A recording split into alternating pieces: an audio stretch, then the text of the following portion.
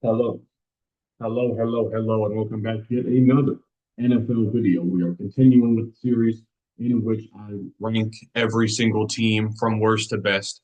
And today we have a set of three teams which I believe they are hoping that they make the playoffs. I think two of these, especially, I think are in a playoff or bust scenario.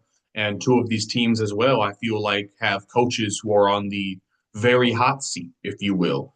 Um, we got a really interesting set of three teams to talk about here. Uh, I'm not going to waste too much time. Let's get straight into it. Starting off with the number 24 team in these rankings, I have for you the Miami Dolphins. Now, the Dolphins are an interesting team, right? We're going into year 4 under head coach Mike McDaniels, and he survived the initial kind of window. If you make it past your first 3 years as a head coach, I think you're overwhelmingly more likely to make it to that 6, 7, 8, 9, even 10 year mark, right? That first 3 year window is the window you kind of got to survive, right? If you're going to be a successful coach, Mike McDaniels has done that. The Dolphins have never been terrible under his watch. But the main question with the Dolphins has been Tua's health, right? Because just look at the numbers. With Tua as the starting quarterback, Mike McDaniels and the Dolphins are incredibly successful. They have a very good record and they're surefire playoff team. Without Tua, they're terrible. So it is what it is. It's just Tua is such a good fit for the offense that Mike McDaniels likes to run.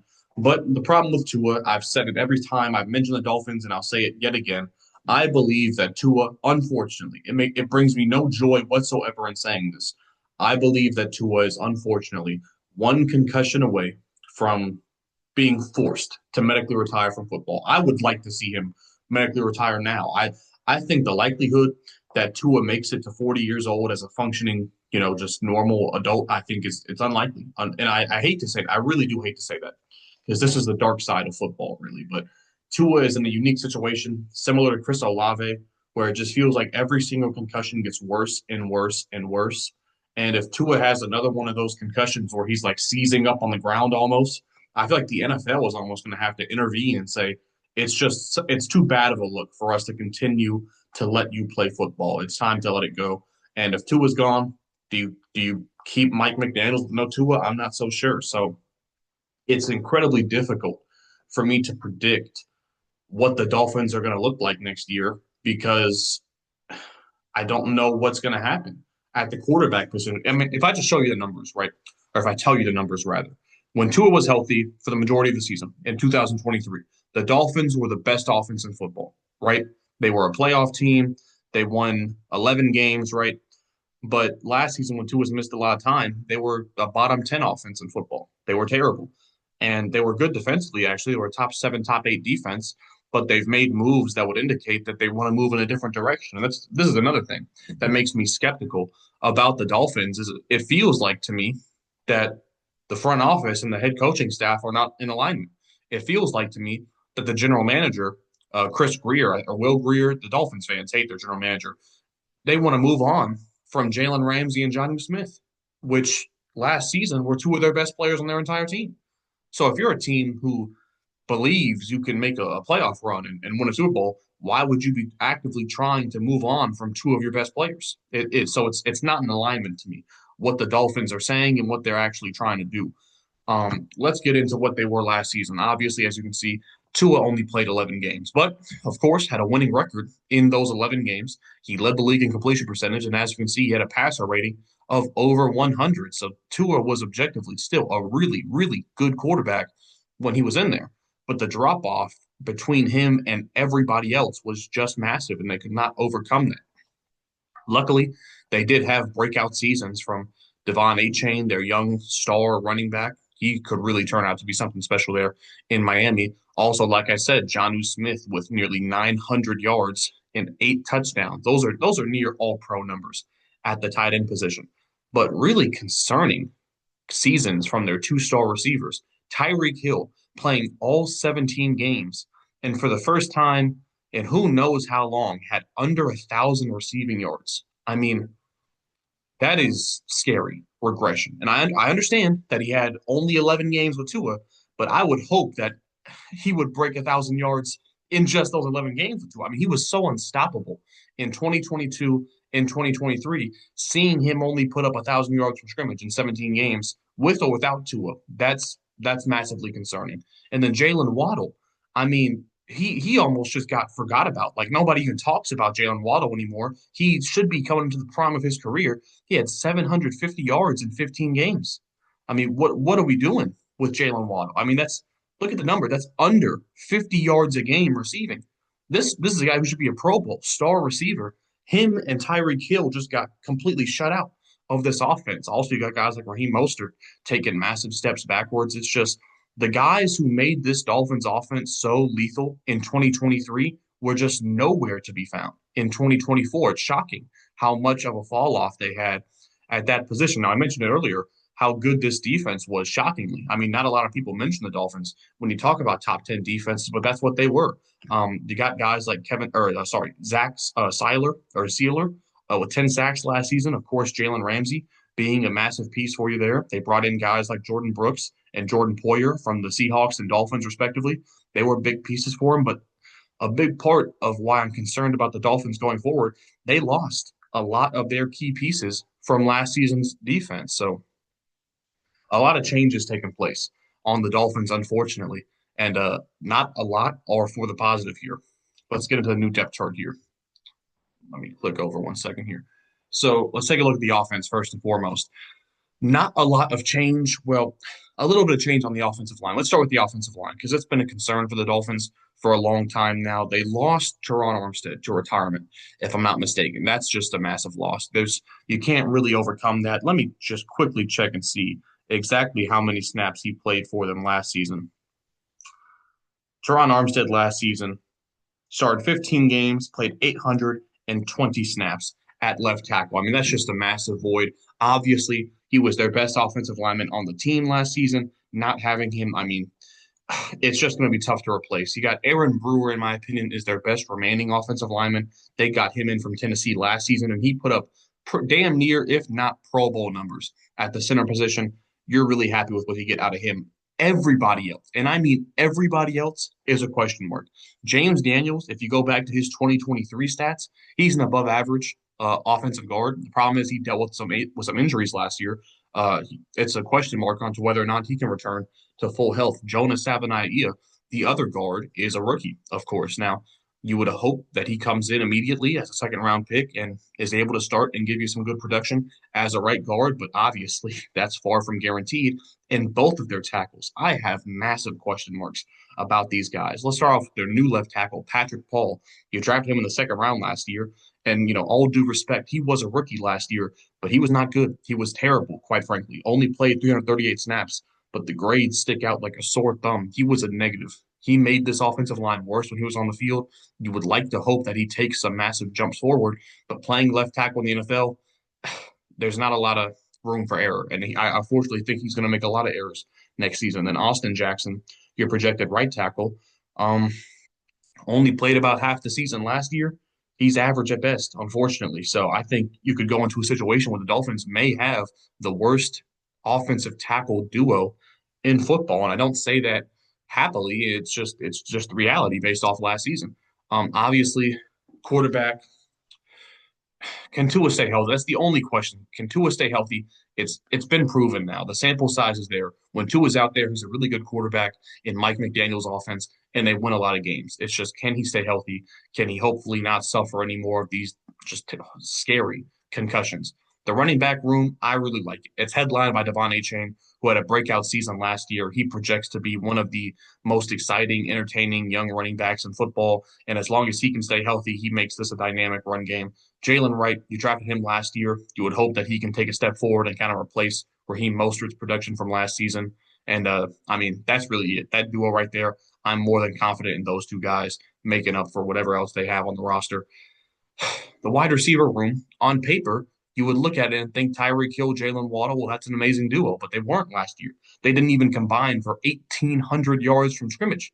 Tyreek Hill had over 1,800 yards from scrimmage by himself in 2023. So you got these guys playing 32 games combined, not even reaching that mark is concerning. Malik Washington, he's a young player with some potential. They got him out of Virginia last season. You would hope that he can continue to make some strides and get better as his career goes on. And you bring in Nick Westbrook-Akine, the wide receiver from Tennessee, had a breakout year last year on a really bad Titans roster. Could he step in and give you something, a new type of look, a different body type at the wide receiver room? I would hope so. And are they even going to hang on to Jonnu Smith? I would absolutely hope so. Because if you don't retain Jonnu Smith, you go from having a great tight end to having nothing. As a Seahawks fan, you do not want Pharaoh Brown playing any meaningful minutes for you, or plays for you at the tight end position. So if they get rid of Jonnu Smith, it could get bad quickly for the Dolphins offense. And then defensively here, a couple changes, several changes actually. Defensive line, obviously, you spend your first round pick on Kenneth Grant. I mean, I wasn't that high on the pick. It was one of the first round picks that I was very kind of underwhelmed with. I don't think it makes you a better defense day one. He's a guy who I see as a developmental project type player.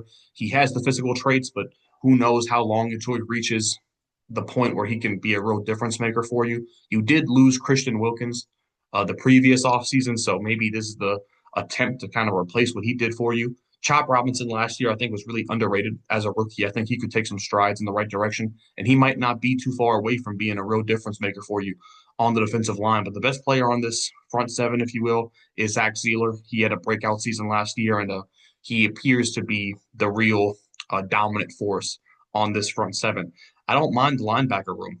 Two former Seahawks here, Tyrel Dodson, Jordan Brooks. Dodson was incredibly good with the Bills in 2023, obviously moved around last season, appears he found his home in Miami. Also, Jordan Brooks returns. He had a really good year last season. I think you're happy with your linebacker room. You bring in a couple backups as well, but if Dodson and Brooks stay healthy, you should be comfortable with that. Also, Jalen Phillips, another guy who you would hope can remain healthy in his career, former first round pick. He's dealt with injuries a lot in his time there. And that's not all. I mean, also got Bradley Chubb. When I think of this Dolphins defense, I don't even really think of Phillips and Chubb because they've been hurt so consistently. Let me actually look up Jalen Phillips real quick, the Dolphins edge rusher here. Only played 4 games in 2024 and just 8 games in 2023. It's been a long time, guys, since this guy was healthy, unfortunately. And it's sad because he was healthy his first 2 seasons in the NFL, right? And he had 8.5 and then 7 sacks. So when he's healthy, he's a difference maker, but that health is far from guaranteed at this point. And then on top of that, Bradley Chubb, they made a big time move in order to get him on the roster, and he only played. Matter of fact, he didn't even play last year. That's why I wasn't thinking of Bradley Chubb. He didn't play a single game for you in 2024. In 2023, he was a difference maker. 11 sacks, damn near Pro Bowl numbers. But man, health is just seems to be the big thing here for this Dolphins defense. You don't know what you're going to get on a week to week basis, and unfortunately, you got 2 new safeties. Why is that? That's because you let both of your good safeties walk in free agency. Javon Holland, he goes to the Giants on a big time contract, and they just choose not to bring back Jordan Poyer. So you downgrade, unfortunately, at both of your safety positions. That's a massive question mark there. And unfortunately for them, outside of Jalen Ramsey, it's not good at the cornerback position. Storm Duck as a starter, Kader Kohu, man, Cam Smith has not panned out like I was hoping he would at this point in his career. It's looking scary for the Dolphins defense, especially their secondary, and their offense has question marks all over the place. So this is what it looks like, in my opinion. I put an upgrade at the quarterback position just because I'm assuming and really just hoping Tua can stay healthy. Just give me 15 games, Tua. I don't need you to play a full 17. I don't need you to throw every single pass like Joe Burrow, but Tua, just please don't get any concussions. Give me at least 15 games. I think the Dolphins can have a winning record. Wide receiver, I put upgrades just because there's just no way that Waddle and Tyreek Hill combine for less than 1,800. This is a duo that should be combining for, over 2,500. Let me just look at the numbers. Last year, they combined for less than 1,800. In 2020, I'm sorry, I have to bring this up real quick. In 2023, Jalen Waddle and Tyreek Hill, by the way, they played in 30 games combined in 2023. They combined for 2,800. So it's just, I'm not saying that's the standard, but they got to get closer to that than 1,800. That's just absolutely absurd. The wide receiver room has to get better. Running back remains the same, but like I said earlier, I think you're pretty confident with that. I hope tight end remains the same because if you're moving on from Jonnu Smith, I don't know what you're doing. Offensive line, honestly, I could have said it got worse. I really could have said it got worse. but you did bring in James Daniels and Jonas Savaiinaea. So I'm going to assume that both of those acquisitions kind of offset the loss of Teron Armstead. Defensive line, I do think it gets worse, in my opinion, because I didn't even mention this. You lose guys like Emmanuel Ogbah and Calais Campbell. I didn't mention either of those names earlier, but let's just look at the sack numbers. That's 5 for Ogbah, 5 for Calais Campbell. That's 10 sacks right there that you're losing. And don't get me wrong, the addition of Kenneth Grant could work out, but that's a long-term move. I don't think Kenneth Grant's making up for the 10 sacks you lose combined from Calais Campbell and Emmanuel Ogbah. So the defensive line gets worse, in my opinion. Who knows what's going to happen with Bradley Chubb? Linebacker remains the same. I'm pretty happy with the room you got there. You lose both your safeties. I mean, that's an undeniable downgrade. Ashton Davis, Ifeatu Melifonwu, these are other teams' backups that you're now asking to be your starters, and you lost your good starters. In the cornerback room, I hope it remains the same. But if they lose Jalen Ramsey, we're talking about the worst secondary in football here when we talk about the Dolphins. So they need to retain, desperately need to retain Jalen Ramsey. So, like I said, man, the Dolphins are a team that are squeak like they're staying around 500. But if things go wrong, I could see the Dolphins having a disaster season. If Tua gets hurt the first month of the season, I could see McDaniels getting fired mid-season. I could see Jalen Ramsey, uh, Jonnu Smith, and Tyreek Hill all get traded mid-season. I could see the Dolphins absolutely collapsing next year if injuries don't go their way. So keep an eye out, man, because this could be a real boomer bust. I see their ceiling if Tua remains completely healthy at 9 or 10 wins, but I think 8 or 9 is the most I could comfortably dish out for them. So, man, the Dolphins, they just have red flags all over the place. I'm not going to lie to you. I would be really stressed out right now if I was a Dolphins fan. Moving forward, we have the New England Patriots here. A complete a complete shift in tone. We got one team on the verge of completely combusting and another team in the Patriots here who just seem to be trending in the complete right direction. Number 23 have the New England Patriots. Obviously, just a terrible season last year, right? They fired their first year head coach. What was his name? It was a former player. Gerard Mayo. They fired first year head coach Gerard Mayo after a terrible 2024 campaign. And, whether or not you think that was fair to him, I don't care because they upgraded. They got Mike Vrabel, one of the best head coach candidates on the market, an instant floor raiser. The Titans should not have been nearly as successful as they were under Mike Vrabel. He had them humming. He had multiple deep playoff runs, if I'm not mistaken. He had them at their best position that they've been in decades.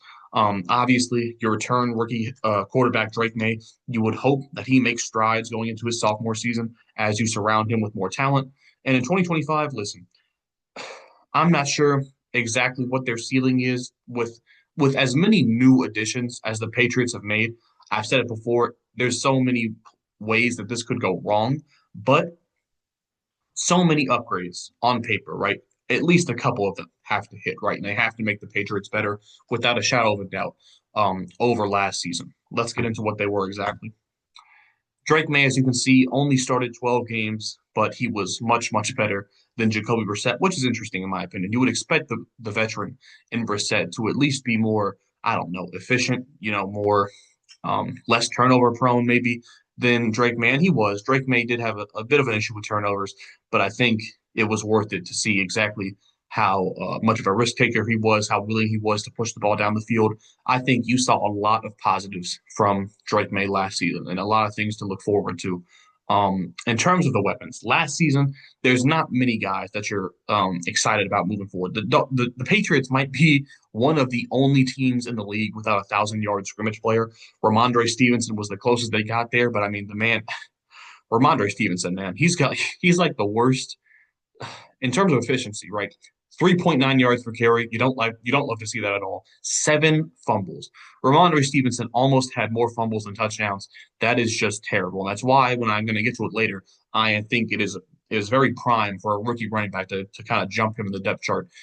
Antonio Gibson, I think, as the backup was more impressive, but he also had more fumbles than touchdowns. So your running backs gave you combined 9 touchdowns and 9 fumbles. That's not what you want to see out of your running back room. Hunter Henry, the tight end, I think was the most impressive player on this offense from last season. Demario Douglas, Kayshon Boutte. Kayshon Boutte, I think, especially in the latter half of the season, made a lot of plays and I think made you look at him in a different way. Maybe you think going forward, especially at only 22 years old. Maybe you think he could be a big time player for you going forward. Um, Besides that, Jalen Polk, their second round pick from last year, had a terrible, just a flat out terrible rookie season. A lot of people are already ready to just give up on him completely. I'm not ready to do that, but man, he had a very rough rookie season from Jalen Polk defensively. Let me get into it actually real quick for you. The Patriots defensively were not good either. This was one of the worst teams in football, especially just in terms of talent overall, which which is why I'm not so opposed to the idea of Gerard Mayo feeling that he was unfairly treated in his first year as a head coach. But the fact remains that they were terrible. They were arguably the worst offense in football, either last or second to last. Defense, they were bottom 10, but obviously still way better than their offense. They just didn't have a whole lot of difference makers. I mean, take a a mental trip here with me and try and find the Pro Bowl level players here on the Patriots. I mean, you got Christian Gonzalez. Besides that, man, I'm not so sure. They didn't get any pressure at all. Yeah, it was rough. It was rough. There's not a lot to talk about from the Patriots defense. That's why they had so much room for improvement, and that's why every free agent signing they made felt like a difference maker because it's an upgrade at every single position. But let's get into some of these guys that they brought in. Just quickly take a look, by the way. How many new start? We got 10, 10 off first count, and then I got another two or three potentially who could take over by season's end. So we got potentially a dozen new starters on the Patriots. Let's start off with the offense here. Let me scroll over to the offensive line here. Let me start with the quarterback, actually. Drake May, you would expect him to get better. I think a lot of people are high on Drake May in the pre-draft process, including myself. He just has that mix of both athleticism and also remaining in the pocket and being an accurate downfield thrower. He gave you a lot to look forward to in his rookie season, and that was with next to nothing to work with, man. I do expect Drake May to be a guy who continues to grow as you put more talent around him.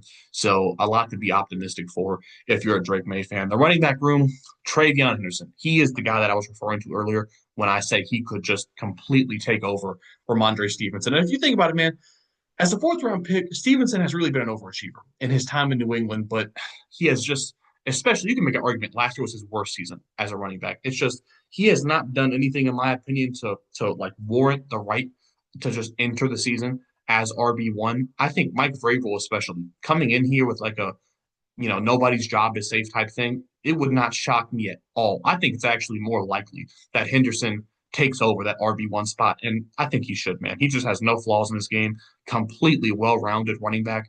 The only thing you could be concerned of is like his injury history when he was younger. But man, TreVeyon Henderson checks every single box.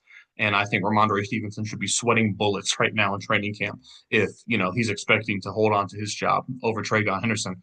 But overall, Henderson, Stevenson, Antonio Gibson, it's a pretty good running back room overall. The wide receivers, they make three new additions, two through free agency and one via the draft. They got a lot of guys, man.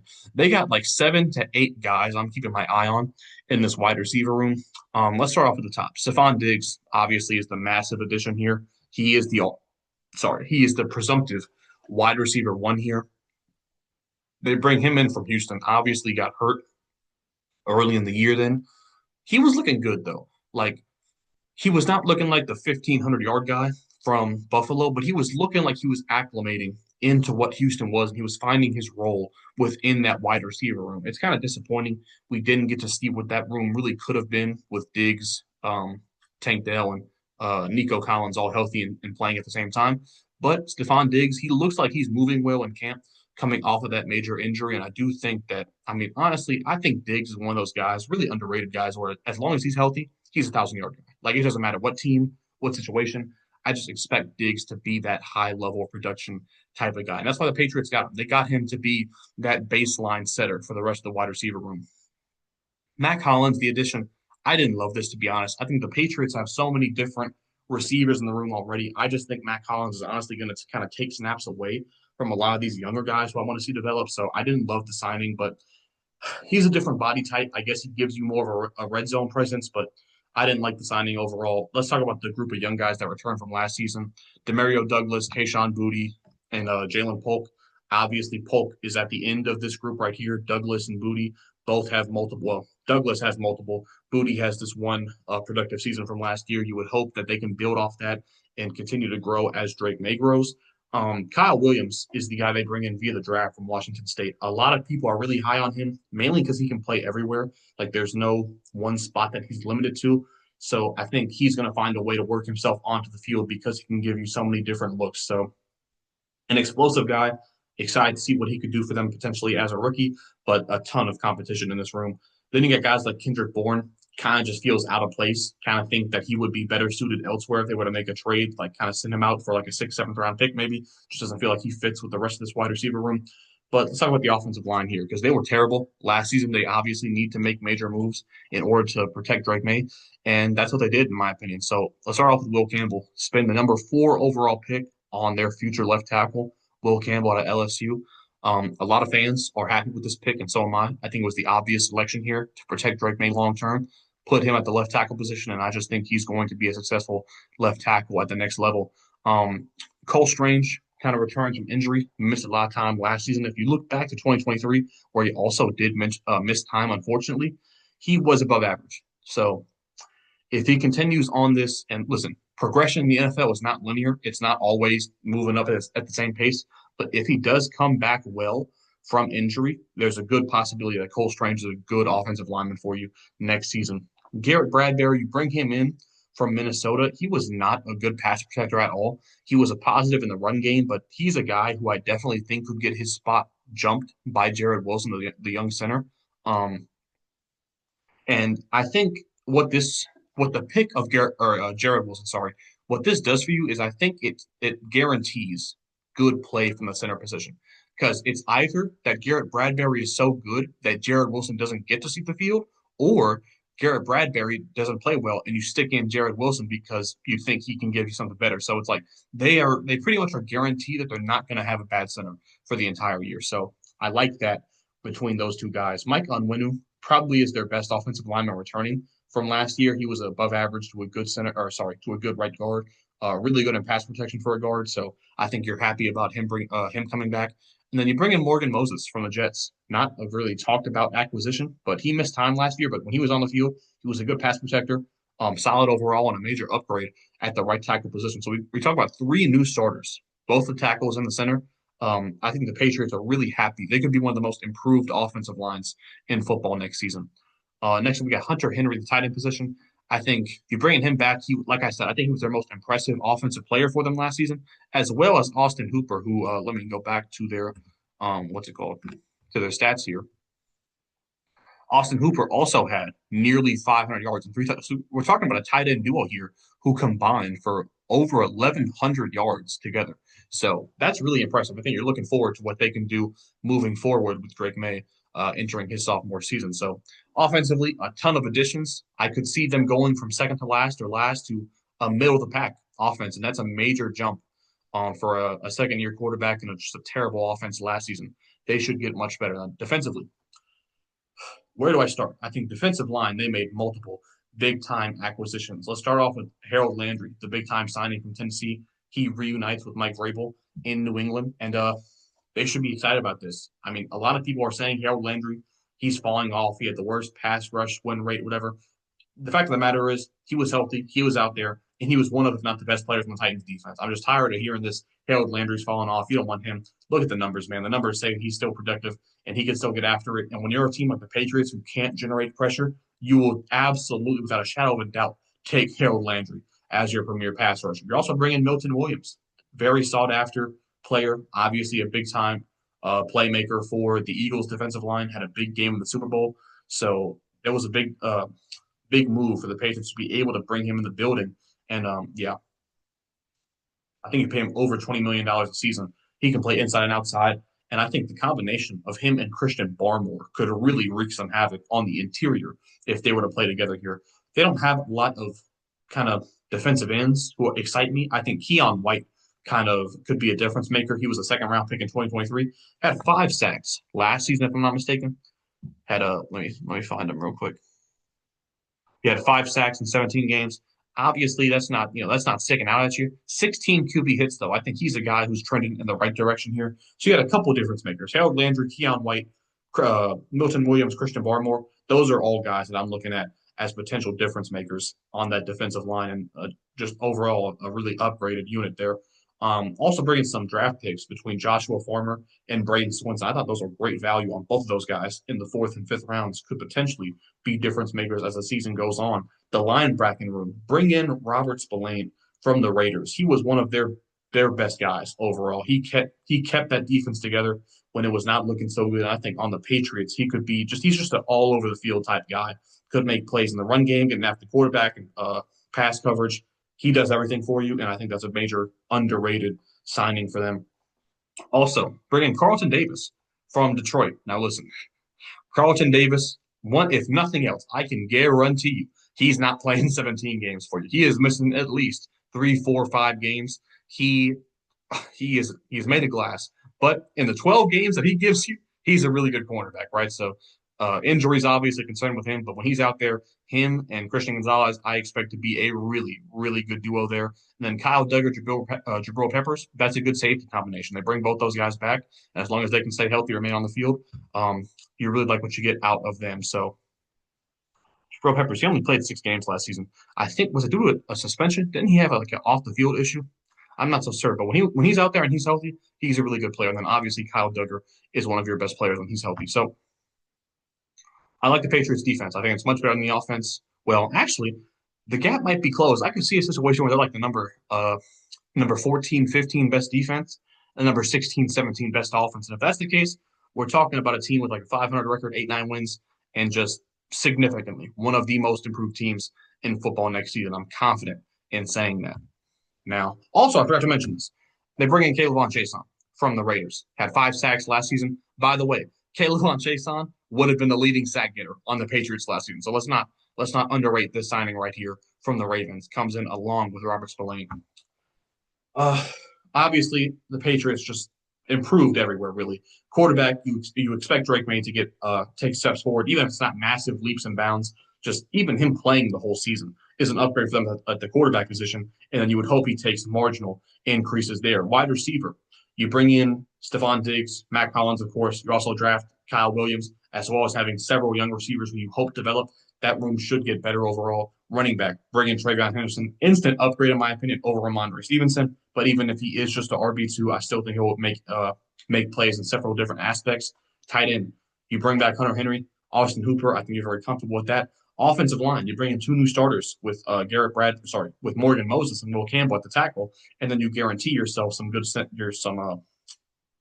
talking too fast here. You guarantee yourself some good play at the center position, and you're comfortable with both of your returning guards. I think the offensive line significantly makes strides forward. Same thing with the defensive line. I talked about 4 or 5 additions there, both via the draft and free agency. I expect the Patriots defensive line to make a complete 180 going into next season. Linebacker, Robert Spillane, underrated signing. I think he makes them better. Safety, it remains the same, but I think you're comfortable with that. It was a good unit last year, similar to tight end. And then cornerback, you bring in Carlton Davis. Him and Christian Gonzalez should make other teams very, very nervous. So overall, Patriots significantly improved. One of my favorite teams to talk about just because I feel like they made so many right decisions here in the offseason. It appears that Mike Vrabel is taking this serious about building a solid team around Drake May and taking advantage of that rookie contract.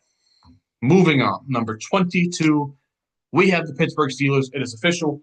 It happened yesterday as I'm recording this video. They bring in Aaron Rodgers to play quarterback for them.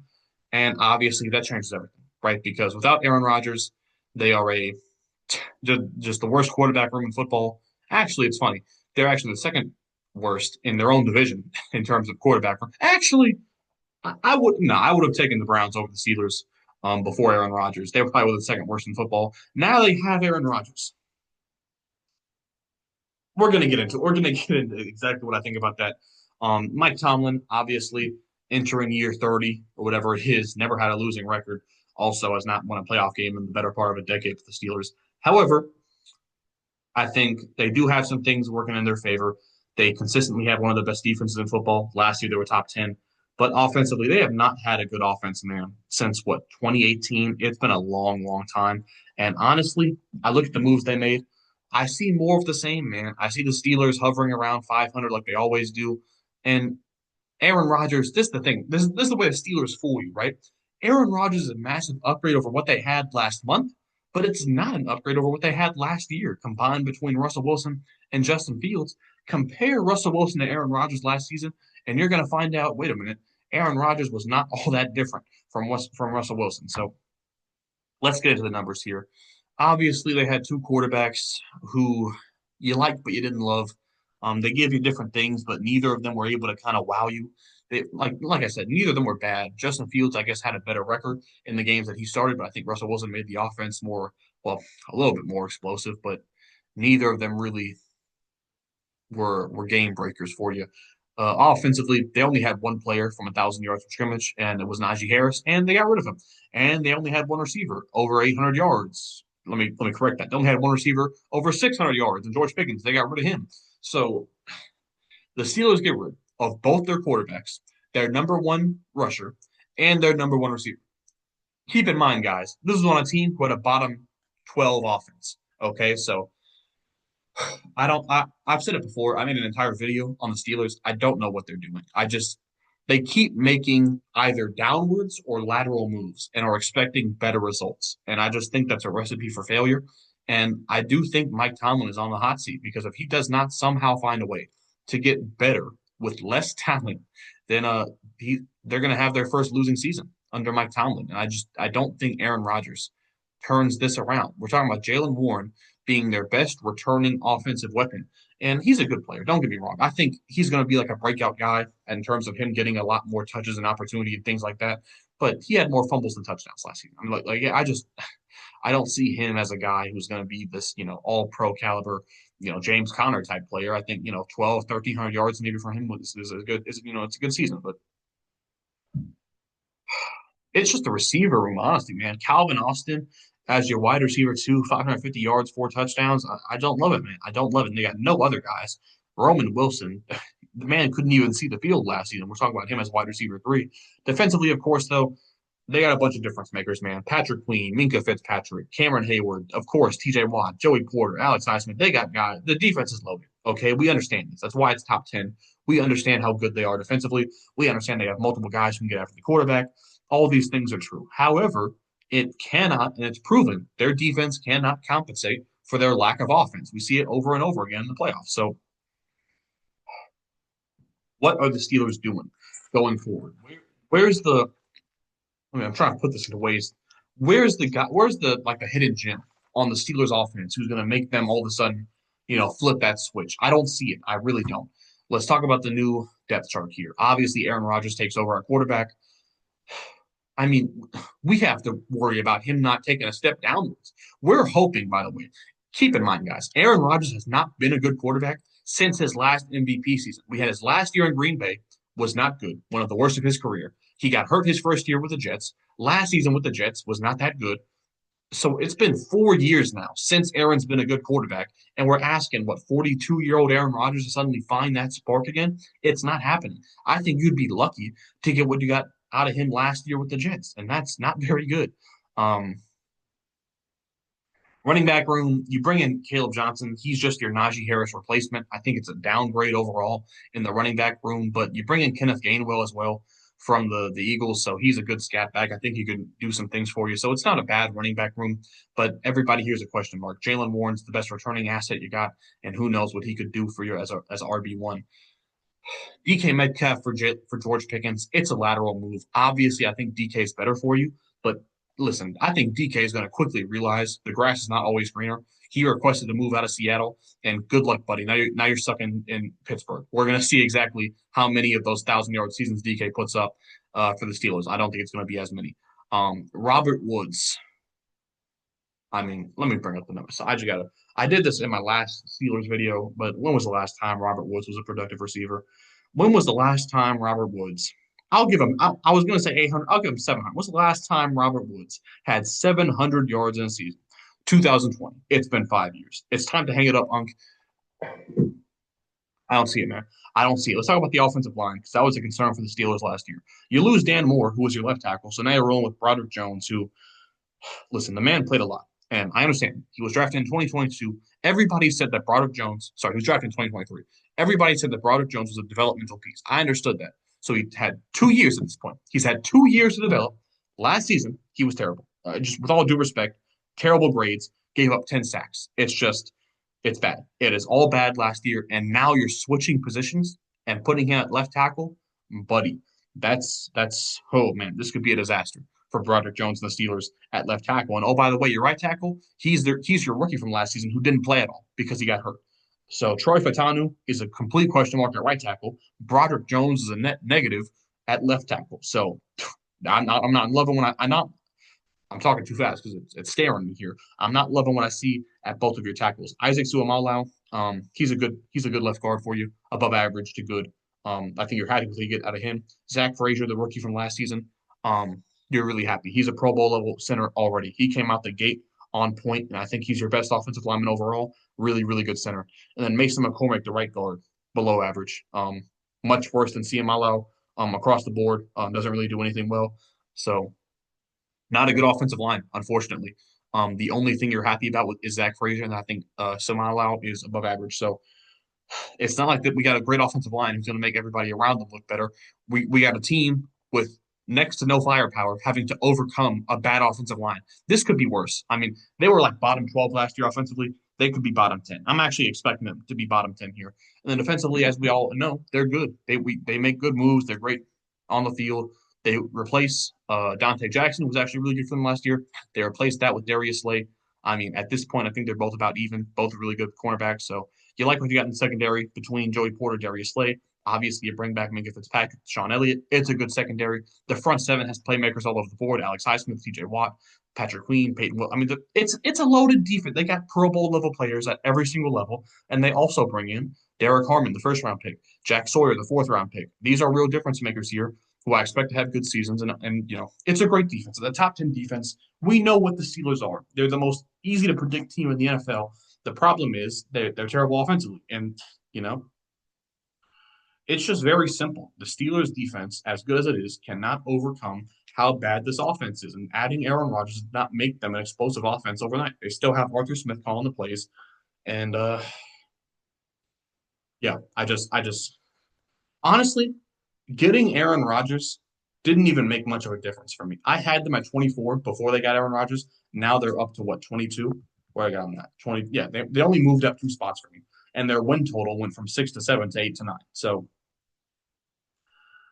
could they potentially win 9 games and keep the streak alive for Mike Tomlin? Yeah, technically it's possible. Would that make any difference in the overall direction of the Steelers? No, it would not at all. And that's the point I'm trying to get at here. This is a complete lateral move for the Steelers going forward here. And you can absolutely see that here with the way their overall team looks. Quarterback, it's the same. Wide receiver, replace Pickens with DK Metcalf, it's the same. Running back, you lose Najee Harris, but you do bring in Caleb Johnson and Kenneth Gainwell. I expect Jalen Warren to take a step forward. So even though they lost Najee Harris, I expect the running back room to remain at least the same overall. Tight end remains the same. Offensive line gets worse, in my opinion, because you lose your best. Well, you lose your left tackle, who gave it the more sacks in football, but you're putting Broderick Jones out there, so it gets worse overall. Defensive line gets better because you add in Jack Sawyer and Derek Harmon. Linebacker, it's great. It's the same. Safety, it's great. It's the same. Cornerback, replace Dante Jackson with Darius Slay. They're both great. It's the same. So great defense, terrible offense. I expect 8 or 9 wins from the Steelers. And that is going to be it for this video. Please leave a like if you enjoyed, subscribe if you are new. I will see y'all in the next one. Peace.